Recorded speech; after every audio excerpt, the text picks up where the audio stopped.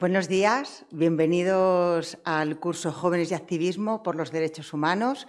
Hoy es jueves 20 de julio, es nuestro último día de curso. Espero que hayáis disfrutado, que hayáis aprendido. Y como es mi última intervención esta mañana, yo quería dar las gracias a todos los asistentes por venir de diferentes partes de España.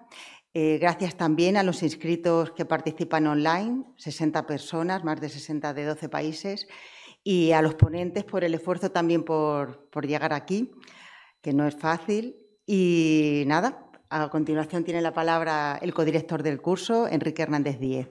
Bueno, pues hoy va a ser intenso, va a ser, creo, interesante. Ya lo fue anoche, para quienes tuvimos la suerte de tener una avanzadilla de lo que creo que va a poder ser la mañana de hoy con las personas con las que clausuramos este curso de verano de Campus Juste. Tengo a mi izquierda a Paula Martínez Hidalgo, que me ha pedido que hable poco de ella, porque ella viene a hablar de otras cosas y no de ella misma y todas esas cosas, pero es importante que situemos quién es, de dónde viene y a dónde va. Es estudiante de psicología, a lo mejor no sabes a dónde vas, pero lo iremos descubriendo juntos. Es estudiante de psicología, tiene 22 años, viene de Granada, de la Chana de Granada, que no es cualquier cosa además. Es portavoz de Juventud por el Clima y voluntaria en el nodo de Fridays for Future, precisamente en Granada, claro. Desde los 17 años, 5 años de experiencia de activismo entonces en este sector. Y es activista climática que ha participado además en muchas organizaciones. Me consta que le viene de familia, lo que nos contaba ayer, pero bueno, ahora nos contará alguna cosita más de por qué ha habido ciertas transformaciones recientes. Luego haré algún chiste también de este curso. Yo creo que va a ser, y vais a ir viendo por qué, creo, no sé si será el curso que más libros publicados tenga la gente que os habla, pero sí será el curso quizá del Campus Juste con más fichas policiales y persecución judicial que creo que va a haber tenido el Campus Juste desde lo que escuchamos ayer y lo que vamos a ir escuchando hoy. Decía que es activista en plataformas de defensa de Granada, a nivel estatal también y en Greenpeace. Además, a mí me enorgullece también decir que viene del movimiento Scout, donde ha aprendido y ejerce la educación no formal. Y ya te he contado mucho, así que adelante, el tiempo es tuyo. Ahí tienes un reloj que te dice el tiempo que tienes, no tienes todo eso para ti, porque se trata de que haya un diálogo. Así que siéntete libre para hacer una primera exposición y después te provocaré con preguntas hasta que calienten motores los participantes y las participantes, que harán muchas más preguntas. Hola. Pues yo le he puesto un título así muy chulo porque me pareció que quedaba guay. Así como el impacto de una generación Z movilizada, pero bueno, ahora lo vamos viendo. Yo he hecho una presentación un poco genérica en el sentido de que he dejado un poco los temas por encima y ya conforme vea que me seguís o que no me seguís, pues nos metemos más o nos metemos menos. Entonces estaría guay que me respondierais para que sepa si vamos bien.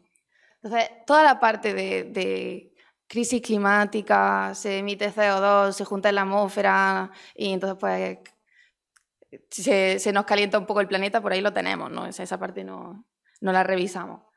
Y yo, de hecho, quería empezar por el hecho de por qué no se ha hecho nada hasta ahora, ¿no? En plan, cuando hablamos de crisis climática, la gente normalmente lo que piensa es, pues bueno, me han hablado de esto desde que tenía 5 años y yo he apagado las luces religiosamente, o sea que ¿qué problema hay? Y cuando digo que no se ha hecho nada, me parece importante detallar que no es que no se haya hecho nada realmente, ha habido muchísimo activismo, pero es cierto que no ha llegado a los medios y no ha llegado a la población en general.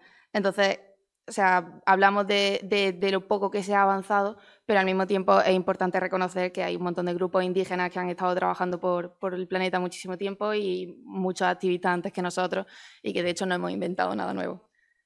Y bueno, este gráfico me parece muy chulo porque básicamente no sé si conocéis qué es Exxon, pero es como BP, pero para América. Es una petrolera todo grande y todo chula, que hizo este gráfico en 1982 y que básicamente decía que... Yo no sé si se me está escuchando, espero que sí.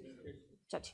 Básicamente decía que, bueno, si veis la línea roja esa, eso es como donde estamos ahora mismo, y esas son las mediciones que ellos hacían según el CO2 que planeaban que se iba a emitir, pues cuánto pensaban que iban a subir los grados de temperatura.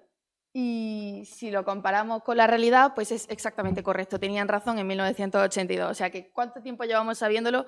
Más o menos 40 años. Que a la gente le suele sorprender porque pues bueno, no parece que llevemos tanto. Entonces, pues, en fin, no sé cómo vais de esta información. ¿Os queda, hace cuánto que pensabais vosotros que más o menos esto se predecía? No sé si os habían dicho antes, en plan, hasta qué punto íbamos a llegar o se sabía, porque de hecho la mayoría de gente no sabía que todo esto era conocimiento común, porque las petroleras utilizaron los periódicos para decirle a la gente que no era cierto.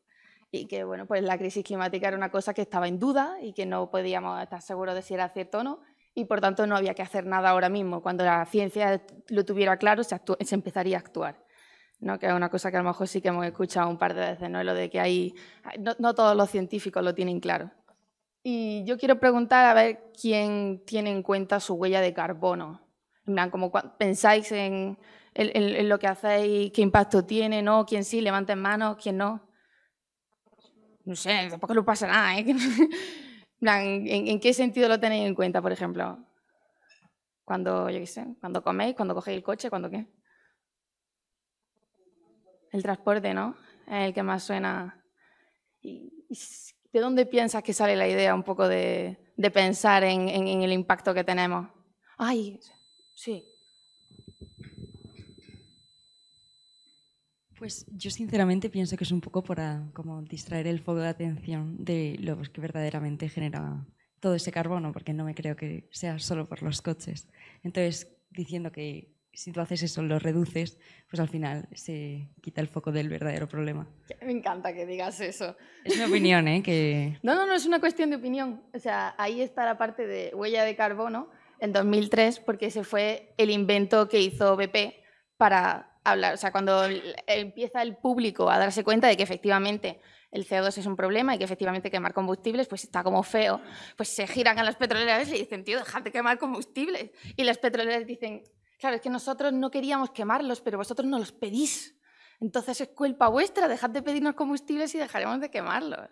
Pensad en lo que estáis haciendo vosotros. Entonces, si cada uno se centra en su pequeño cachito, bueno, se percata de que hay una gran empresa que está ahí lanzando de todo al océano. Entonces, efectivamente, la huella de carbono es un invento de BP. No sirve para nada. Cuando los gobiernos nos digan todo lo de mira tu pequeño granito de arena, o sea, está bien que hagamos nuestra pequeña cosa. No digo gente que empiece a tirar plástico al mar, pero sí es cierto que a lo mejor es importante antes de tirar plástico al mar decir, ¿pero por qué era que teníamos tanto plástico? A lo mejor si no se hubiera creado no caería mi responsabilidad en dónde lo he hecho, ¿no?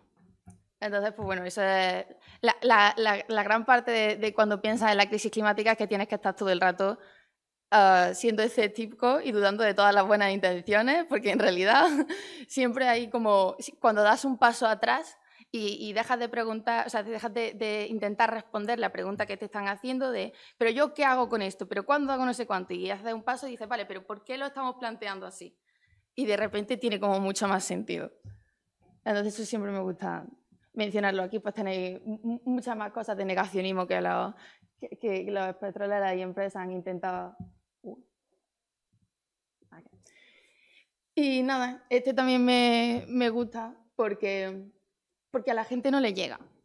O sea, quiero decir, cuando nosotros hablamos de crisis climática, pues todo el mundo sabe que el planeta se está muriendo. ¿Desde cuándo escuchasteis como la primera vez que el planeta se estaba muriendo, más o menos? Mejor, ¿infantil o primaria? ¿Quién dice infantil? ¿Quién dice primaria? ¿Infantil? Levante la mano infantil. ¿Uno? Levante la mano primaria. La mayoría. O sea, ya con 6, 7 años sabíamos que el planeta se iba a la mierda, ¿no? Entonces, claro, y al mismo tiempo sabemos luego en los periódicos que muchas cosas, la ciencia dice muchísimas cosas, entonces todo el rato en los periódicos sale de todo, sale que todo nos va a dar cáncer, sale que todo se está muriendo, salen un montón de cosas como súper graves, entonces nosotros dejamos de entender qué cosas son graves y qué no, y hasta qué punto, porque todo es grave todo el rato, porque todo el tiempo lleva el planeta muriéndose, entonces, pues ya está. Y en este caso, lo de World Scientists Warning to Humanity es una cosa que mucha gente no conoce, pero básicamente pues son unos documentos que se crearon el primero en el 95, creo, y el segundo en el 2017, que básicamente eran, pues en el primero se unieron científicos de todo el mundo, varios intentos de novelas y tal, y se juntaron y escribieron una carta muy corta en la que básicamente decían a la gente, oye, haced algo, por favor, ¿no? Y entonces pasaron 20 y pico años y llegamos a 2017 y entonces tuvieron que volverse a unir y volver a escribirlo porque de hecho no había pasado nada. Y es el escrito con más apoyo científico que existe ahora mismo y la gente no lo conoce. Entonces, pues me gusta mucho ponerlo porque es así, ¿no? Es como en las películas, los científicos están gritando al vacío y pues bueno, nadie les escucha. Y el otro es un meme que me encanta ponerlo, que es básicamente estos son el nivel de CO2, que como ha ido subiendo, y las distintas flechas son las distintas reuniones políticas para arreglarlo. Entonces, como veis, pues ha tenido un impacto increíble. Y podemos confiar en los políticos. Y a ver, ¿qué más tenía yo por aquí? Y bueno, y eso me llevaba a por qué hemos aparecido nosotros. Ahora yo quiero preguntar un poco cuándo escuchasteis por primera vez de Fridays, de la Greta, de todo esto. ¿Alguien recuerda escuchar lo de la niña sueca esa? No sé. ¿Qué os sonó la primera vez? ¿Qué se os dijo? ¿Qué es lo de Friday? Sí, es que no sé qué es lo del...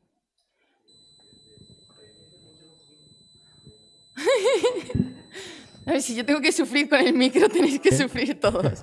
Ahora sí. Bueno, pues eso, que eran estudiantes de colegios, institutos que los viernes hacían huelga, no iban a clase y iban a manifestarse. Y bueno, fue Greta la que empezó, si no me equivoco. ¿Vosotros habéis unido alguno de esos? ¿Alguna vez lo habéis visto por ahí?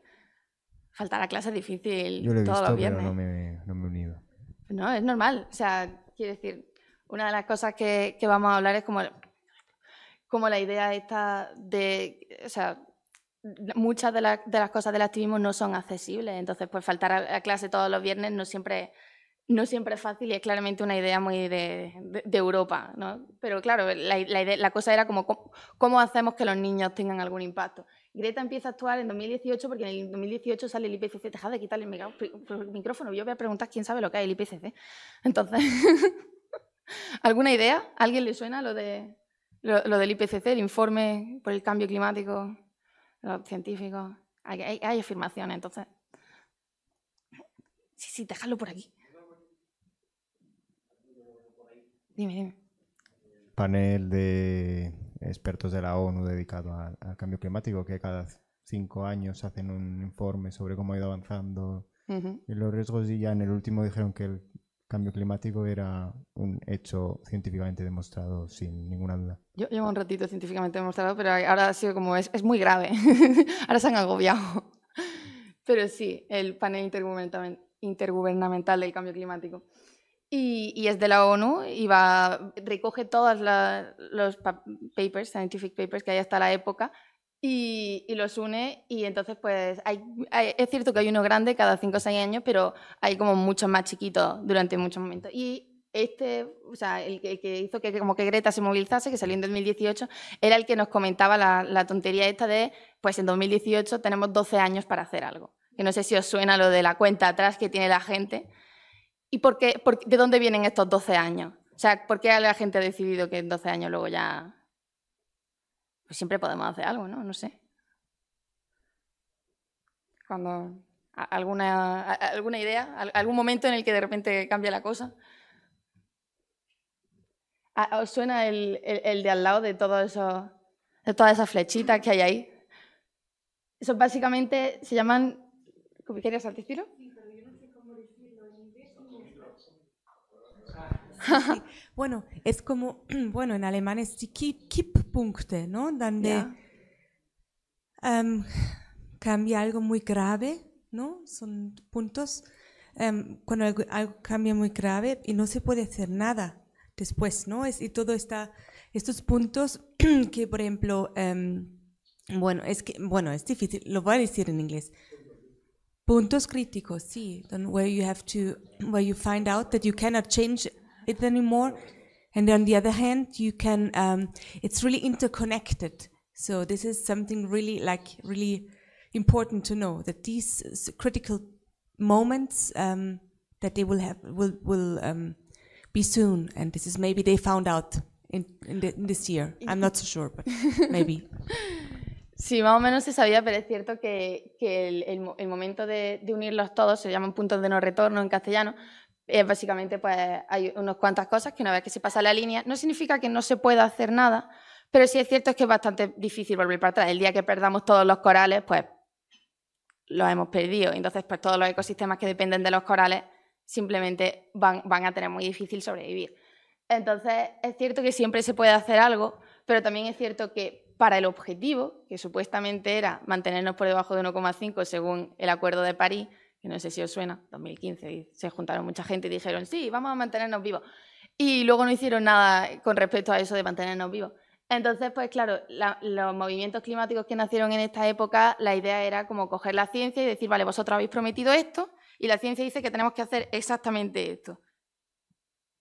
Como vamos a ello, ¿no? Como ¿por qué no está, por qué uno y uno no suman dos? Y esos son los puntos de no retorno, que cuando los escuchas pues es un poco agobiante, la verdad, porque están como muy cerca. Pero básicamente es como que todas esas cosas están interconectadas. Entonces, pues, por ejemplo, no sé si habéis escuchado la parte de que el Amazonas, pues si se deforesta demasiado, se puede convertir en una sabana, ¿no? Como hay momentos en los que como los ciclos de la Tierra están unidos uno a otro y una cosa depende de la siguiente, que depende de la anterior, si en un momento eso se rompe, de repente el ciclo no puede continuar y echa para atrás muy rápido, ¿no? Por ejemplo, los rainforests, los bosques como los del Amazonas, dependen de tener tantos árboles para que pueda venir más agua. Entonces, en el momento en el que no hay tantos árboles, de repente llueve menos y de repente hay menos árboles y de repente llueve menos y muy rápido la cosa se pifia. Entonces, claro, como que todas estas cosas están muy conectadas. Los amarillos son los que se supone que vendrían antes, los que más nos van a agobiar, y luego vendrían los naranjas, y luego ya si hemos seguido liándola, pues llegamos al rojo. Y ya eso ya es la fiesta. Vamos a ver cómo he puesto yo por aquí. Ay, ahora no funciona. Ay, sí. Bueno, pues nada, el énfasis de Fridays y de otros movimientos que nacieron, que ahora los vamos a ir viendo, es básicamente el crear movimientos diversos, el de crecimiento, que hasta la fecha pues a lo mejor se mencionaba un poco, pero al mismo tiempo asustaba un poco más. No sé si habéis escuchado alguna vez lo de que ahora lo mencionaremos un poco más, pero lo de que la superpoblación es el problema, ¿no? O sea, no podemos tener recursos para tanta gente. Y nos damos cuenta de que eso simplemente no es cierto. Hay mucha gente que no gasta tantos recursos como gastamos otros. Entonces, el cómo utilizar los recursos y qué recursos realmente es lo que utiliza es parte del problema, no es realmente la gente que estemos. Se puede crear un planeta que dé los mínimos a todo el mundo y que aún así aguante la cantidad de gente que tenemos. Y bueno, acción colectiva, local independiente. A mí lo que me gusta, por ejemplo, de Fridays, que no sé si alguna vez habéis pasado por algún nodo, es el hecho de que nosotros hacemos lo que queremos. Como no somos una asociación, sino que somos un movimiento, pues no significa que no tenemos a nadie arriba a quien responderle. Entonces, mientras no la líen muchísimo y de repente defiendas a Shell, pues en principio tú en tu ciudad puedes hacer un poco lo que quieras y organizarte como quieras. Básicamente yo lo llamo el grupo de amigos que decide ponerse un nombre fancy. De hecho, hay algunos grupos de Fridays que empezaron como en pueblos. Pues hay 4 amigos en un pueblo que han dicho que pues vamos a hacer algo y pues de repente a lo mejor Sevilla no tiene nodo de Fridays, pero el pueblo de Matalascañas pues sí tiene nodo de Fridays, ¿sabes? Pues ya está, todo guay.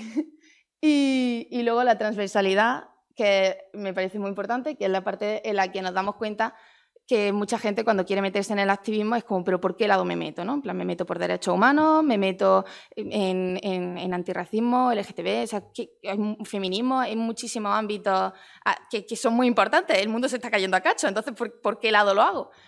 Y la transversalidad es el punto en el que te das cuenta de que todas esas problemáticas están relacionadas.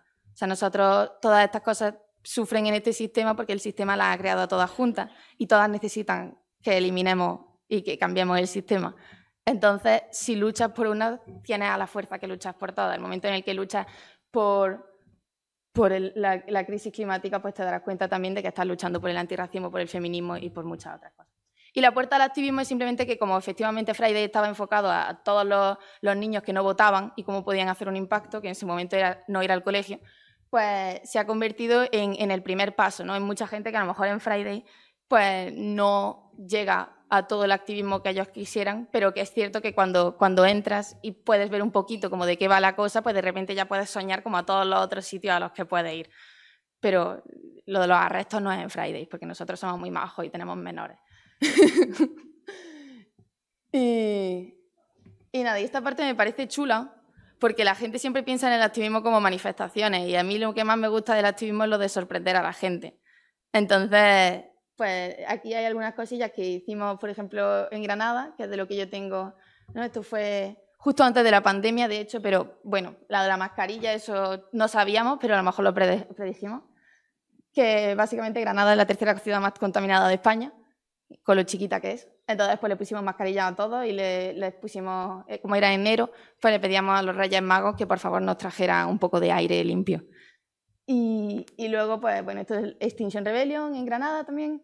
Y aquí es un mural que hicimos en lo que la gente pues, escribió un montón de las cosas que querían. Y allí a la izquierda, una de las acciones más tontas que pensamos, que era básicamente que como ya estábamos en pandemia y no queríamos unir a mucha gente, pues dijimos, pues pintamos en el suelo. O sea, unos dos, nada más, en parejitas, muy pocos, cogemos una tiza y escribimos en el suelo en plan, queremos justicia climática. Y nos pusieron 2.700 euros de multa. Entonces, pues claro, nos sorprendió un poquito, pero al parecer la tiza es ilegal en Granada. Entonces, claro, o sea, la creatividad está muy chula porque llega a la gente. Cuando tú ves una manifestación, pues bueno, ves un poco lo de siempre, pero cuando ves cosas que te chocan, que te llaman la atención, de repente investigas de dónde ha salido esto y esto por qué aquí. O sea, ¿por qué han amanecido las estatuas con mascarillas? ¿Qué está pasando? Pero es cierto que es una forma distinta en la que pues, a menudo hay represión. Y al mismo tiempo se puede utilizar para evitar la represión. Entonces el activismo es muy divertido. Yo os animo que siempre que penséis en algo de hacer activismo, en que penséis en cómo darle la vuelta. Y de hecho nosotros hacemos talleres de eso, de ver un poco cómo puedes girarlo. Y bueno, un poco enfrente del activismo que parece un poco como muy... que no hace daño a nadie, ¿sabes? ¿Quién va a enfadarse por un poquito de arte? Tenemos ante la urgencia todas las acciones suman, ¿no? La gente que está tan agobiada que dice yo hago cualquier cosa, simplemente que me escuchen con tal de no seguir gritando a la pared, que me atiendan. A ver, ¿cuál de estas os suena? ¿Todas? ¿Hay alguna que conocéis a lo mejor los movimientos? Porque son muy recientes. O sea, quiero decir, hubo una ola de Fridays, de Extinction Rebellion, tal y cual, y ahora hay otra ola un poco más chocante que a los periódicos les está trastocando. O sea, básicamente, para poner un poco en contexto, el movimiento climático creció mucho en 2019, todos lo escuchamos, había muchísima gente moviéndose, y de repente vino la pandemia y un mundo cual, no lo conozco. Y entonces, pues, hubo asociaciones que dijeron, bueno, movimientos y tal, que dijeron, pues, si no nos escuchan, haremos que nos escuchen. Y bueno, aquí tenemos el famoso de tirarle pintura a Van Gogh. En Granada tuvimos el pegarnos a las Goyas. En Alemania está, bueno, a ver, el de Van Gogh, que fue el primero, es Just Stop Oil, que no sé si os suena, es un movimiento que lo que pide es un poco su nombre, que simplemente que no se saque, en plan, que no den nuevos permisos para petróleo. Parece una cosa un poco tonta, porque no están pidiendo que quiten los que hay, solo están diciendo que no se den nuevos, porque como no tiene sentido de decir vamos a luchar por la crisis climática y al mismo tiempo dar más de esto de petróleo. Ya no es que tenemos el grifo abierto y están intentando limpiarlo con papel, con trocitos de papel, sino que encima están abriendo más grifos. Y en Granada, o sea, en España es Futuro Vegetal, los que se pegaron a las Goya. En Alemania tenemos Letzte Generation y en Francia tenemos Dernière Révolution. Entonces, básicamente, renovación, perdón. Hay un poco una temática aquí común, por ejemplo, en el de Francia y Alemania, que es la idea esta de que somos los últimos. O sea, no va a haber nadie más detrás nuestra luchando. Entonces, pues, como que es el último empujón. Entonces ya les da igual todo. Ya que pase lo que sea. Que también es lo que genera la polémica. No sé hasta qué punto estaríais de acuerdo o no en una acción de esta. hay debate. A lo mejor lo podemos dejar para la parte de ahora de mesa redonda, si queréis opinar en esta clase de acciones. Pero sí. Y bueno, esto es un poco lo que había mencionado antes, que me parece muy, muy importante en todos los momentos de crisis climática y tal, que es decir, el hecho de que el ecologismo no ha sido hasta ahora tan enfocado en la justicia social. Y debe serlo porque no existe una forma de crear justicia climática sin justicia social. Entonces, cuando hablamos de justicia social y de transversalidad y como todas estas cosas están relacionadas, tenemos que darnos cuenta de que pues, el movimiento climático está basado en una posición muy europea, en que estas acciones de antes que estamos viendo no se pueden hacer en otros países.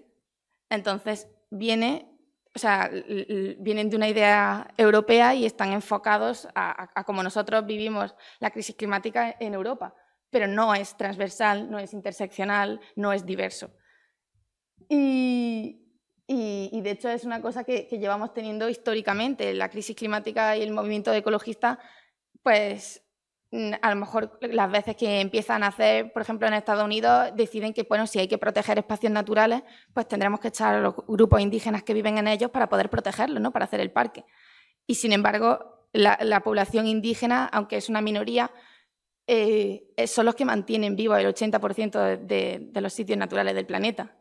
Entonces, a lo mejor es el momento de escucharlo en vez de decidir que nosotros como personas blancas y europeas sabemos un montón cómo arreglar todo esto. Total, simplemente la hemos liado. Entonces, pues, una tirita y para adelante. Y bueno, aquí a la izquierda tenemos un estudio que es de Intermón Oxfam, que bueno, me gusta mucho. Oxfam Intermón, creo que es al revés.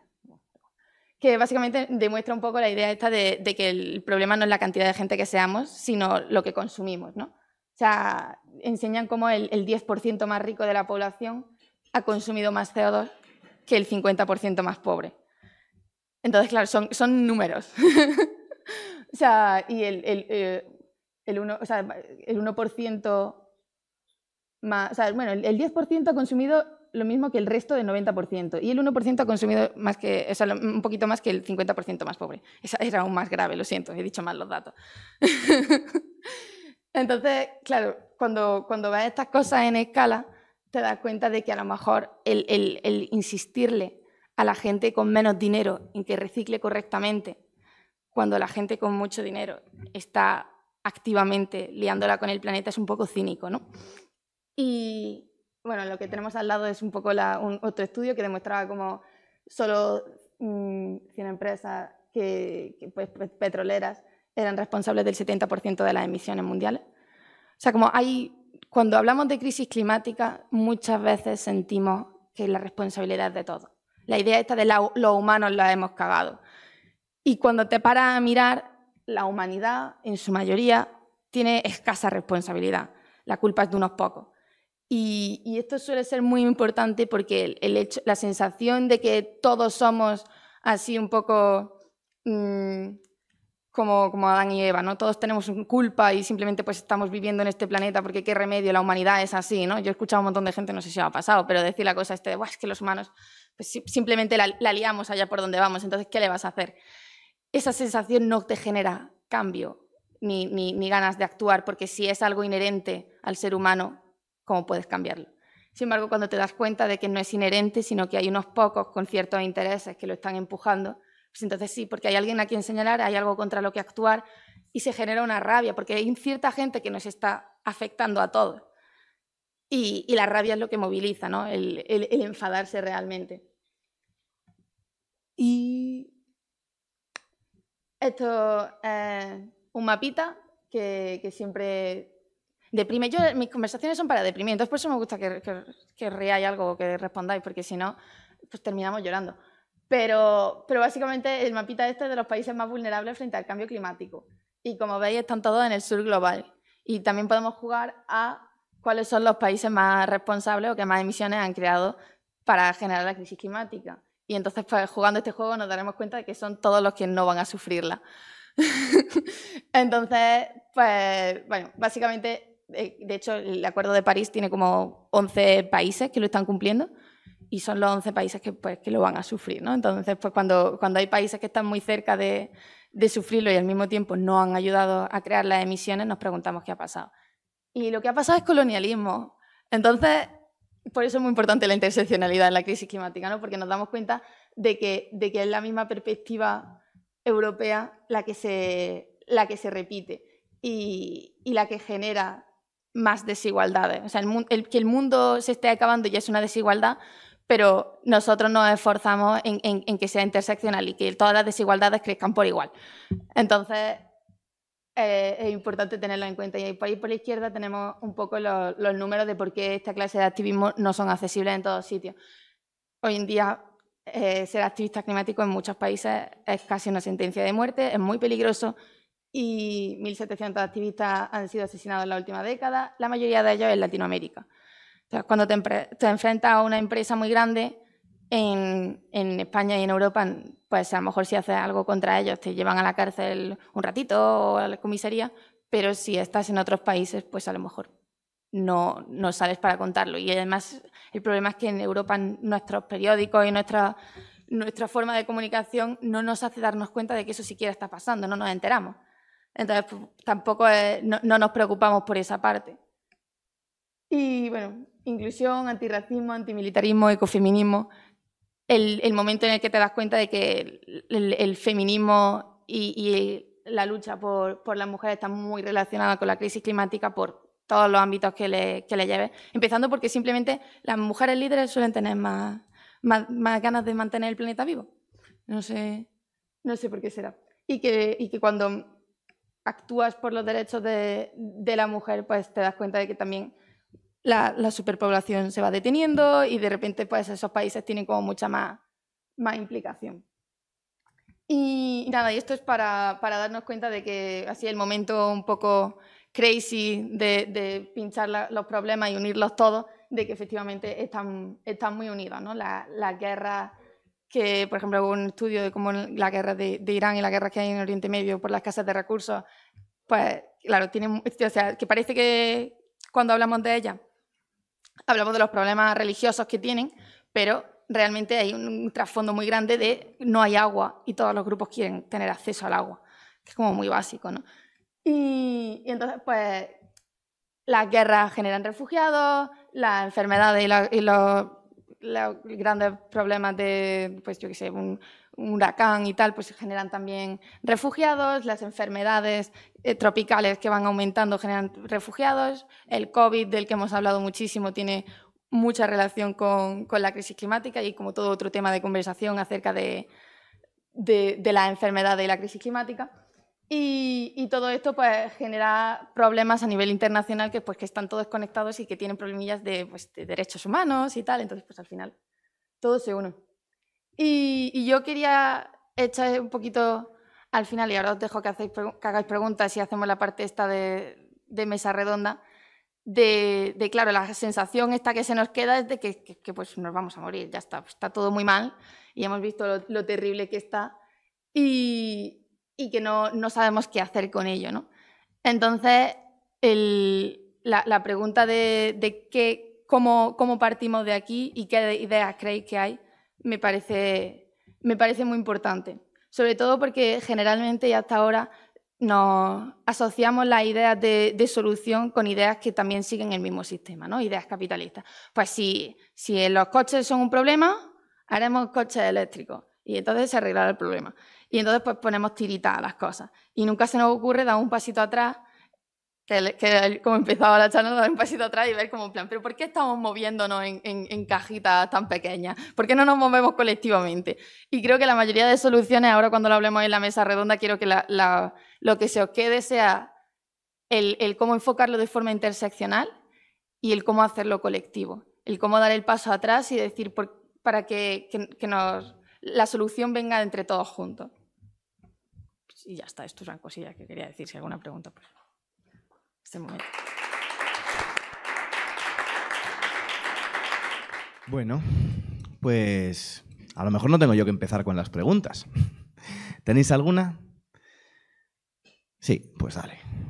Mi pregunta iba sobre todo, bueno, muchísimas gracias por la conferencia, que ha estado súper entretenida, súper dinámica, ha estado genial, de verdad, enhorabuena. Y mi pregunta iba sobre todo hacia el mensaje que se transmite, porque, o sea, creo que ya no hay la desinformación que había antiguamente, en plan, todo el mundo conoce el cambio climático, todo el mundo sabe que nos va a matar, todo el mundo sabe, o sea, en general, quién tiene la culpa, que podemos hacer algo individualmente, pero que, o sea, que tiene que ser un cambio global. Pero tengo la sensación de que de tanto decir el que nos vamos a morir se ha perdido un poco el miedo y ha hecho que no se vea tan necesaria un cambio imperativo. Como, sí, llevamos 20 años escuchando que nos vamos a morir. ¿Y qué? Y otro año, y otro año, y otro año. Y como que de parte de la población es como de, bueno, pero es que no le tengo miedo, en plan, es que todos los años dicen lo mismo y no pasa. Y tengo la sensación de que eso es lo que hace que esos cambios no se produzcan hasta que no sea demasiado tarde. Y era un poco para preguntarte desde tu perspectiva, bueno, primero si lo ves así, porque a lo mejor es desde el círculo en el que yo me muevo o algo de ese estilo, y desde tu perspectiva, si piensas que eso va a llegar a un punto, o sea, va a poderse actuar antes de que sea demasiado tarde, por un cambio en la sociedad de decir, vale, o sea, tiene que ser ahora aunque no sean las consecuencias inmediatas, o que piensas que la sociedad como que no va a despertar en ese sentido. Que, a ver, yo creo que hay varios puntos en esa pregunta, ¿no? Por un lado tenemos el no pasa nada, ¿no? Pasa todo el tiempo y todo el rato nos vamos a morir y no pasa nada. Y ahí la pregunta es, ¿no pasa nada para quién? Porque sí, en Europa efectivamente podemos decir que, bueno, vienen 45 grados, pero yo estoy en mi casa con el aire acondicionado y efectivamente no pasa nada. Pero cuando estás en China y llegan a los 52, pues, y estás trabajando, pues a lo mejor sí que pasa. Entonces, es cierto que no pasa nada porque nosotros no vemos que algo está pasando, pero la crisis climática está ya aquí, lleva tiempo aquí, ya hemos subido al 1 y pico grados, ya nos está afectando y la situación es como la vemos.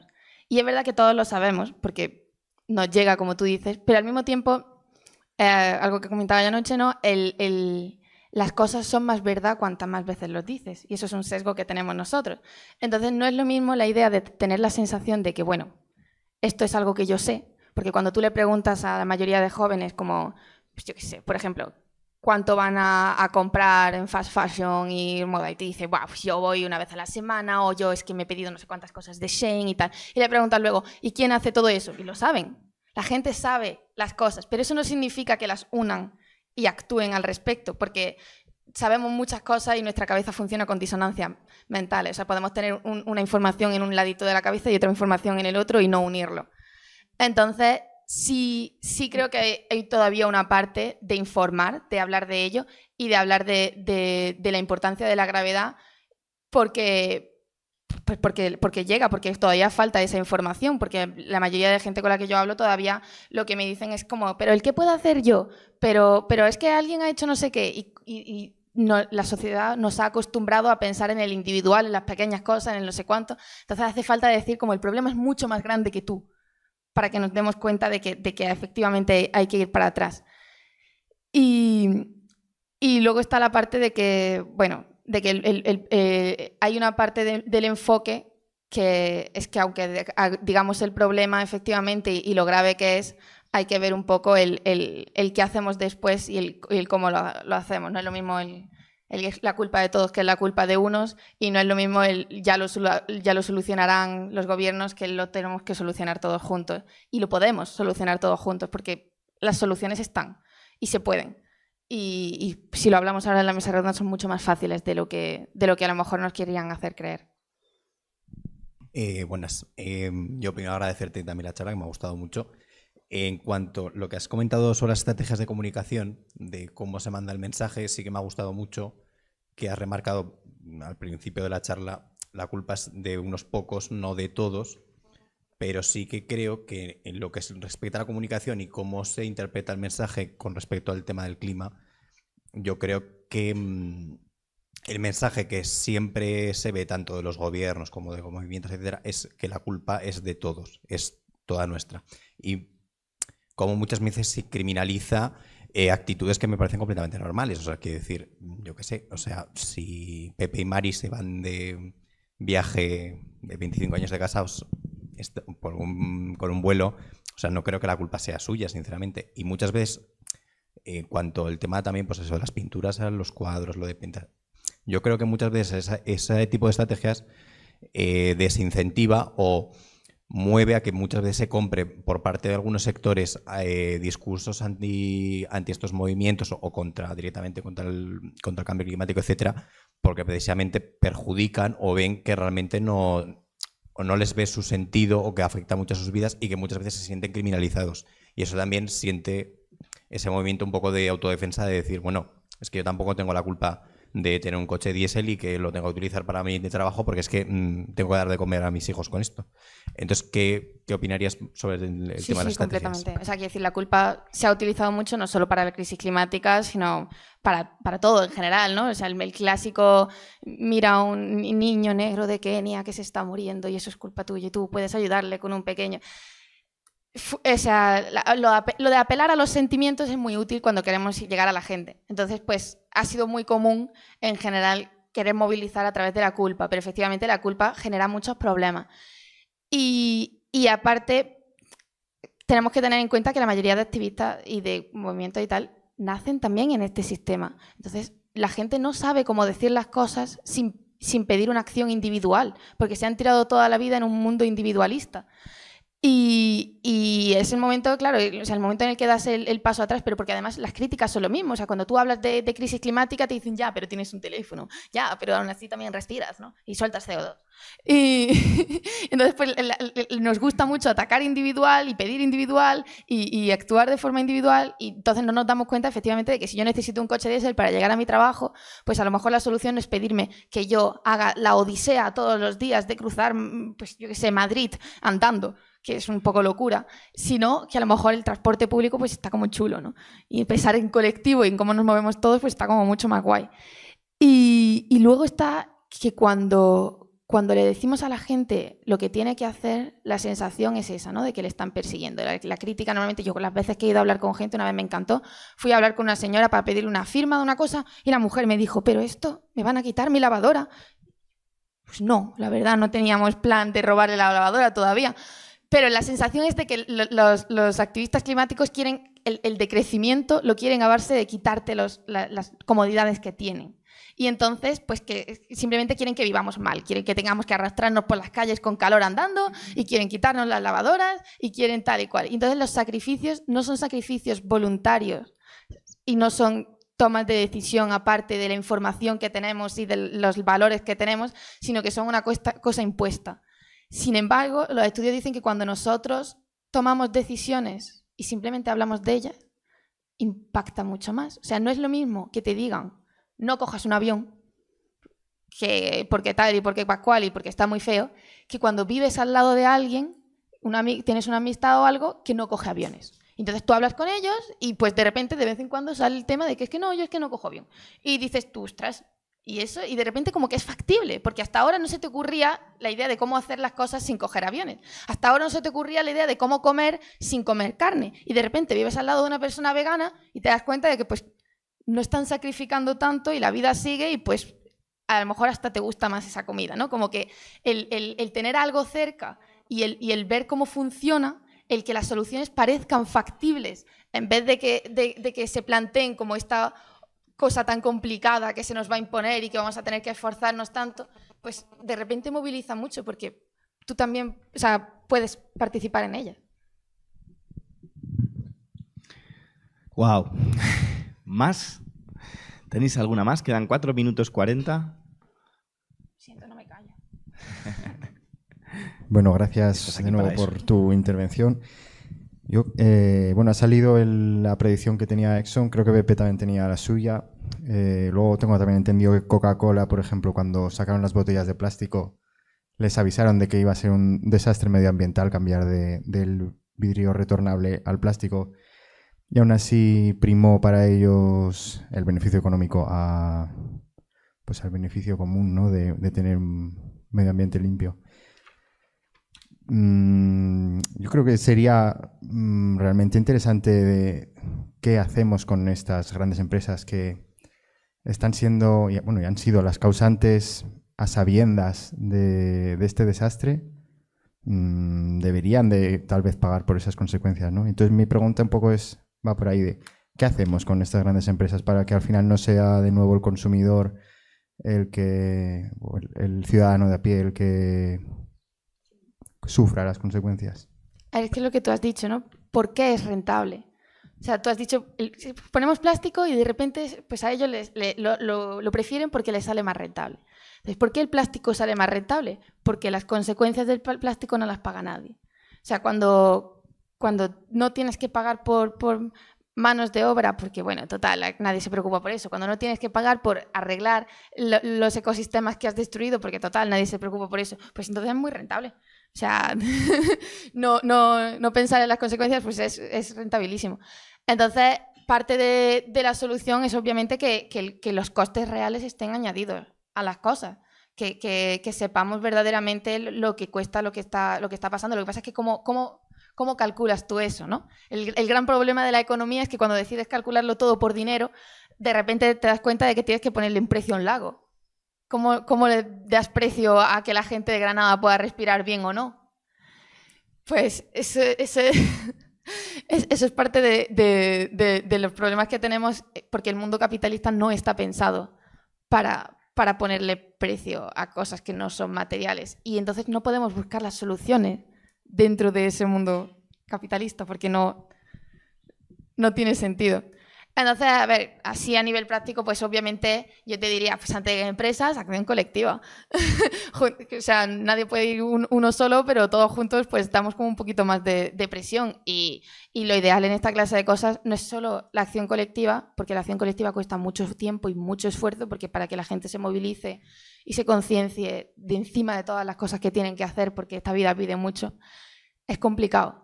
Y es esa clase de cosas en las que tendría que venir de arriba. O sea, tienen que ser los gobiernos los que tienen que decir stop, porque funciona. O sea, quiero decir, y a las empresas no les pasa nada, ¿eh? Sobreviven. La mayoría de veces, si les pones un límite, de repente les nacen un montón de científicos que encuentran alternativas. Pero hasta que nadie les pone un límite, ellos de por sí solos no les va a dar por buscar alternativas, porque lo de que el mercado se regula, pues tiene fallillos por ahí. Queda 1 minuto 16, 15, etcétera. ¿Alguien tiene alguna cosa más muy rápida? No, pues yo voy a utilizar este minuto solamente para enunciar cosas para que luego en la mesa podamos seguir hablando, porque no me voy a quedar yo con las ganas de algunas, no son subrayados, sino cosas que me ha sugerido lo que habéis estado hablando, ¿no? Primero, claro, no todo el mundo lo sabe. No todo el mundo lo puede saber, porque si lo supiera, los resultados electorales en los estados democráticos probablemente serían distintos de los que son. Luego, no está tan generalizado. Quizá generacionalmente y a la gente sensible que os apuntáis y nos apuntamos a este tipo de cursos, sí, pero no debe ser tan general a la luz de lo que resulta después en los gobiernos.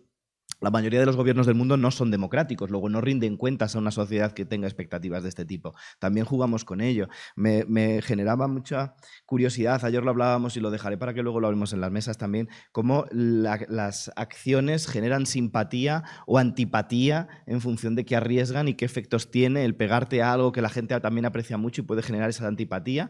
Y yo querría preguntaros a todas las personas que vais a participar después si tenéis constatación también de ataques de falsa bandera. Algunos son muy claros, ¿no? En el momento en el que Exxon compra publicidad para meter ciencia falsa que desinforme sobre lo que ocurre, eso es un ataque de falsa bandera, porque está metiendo científicos a decir lo que no es. Greenwashing, que le decimos.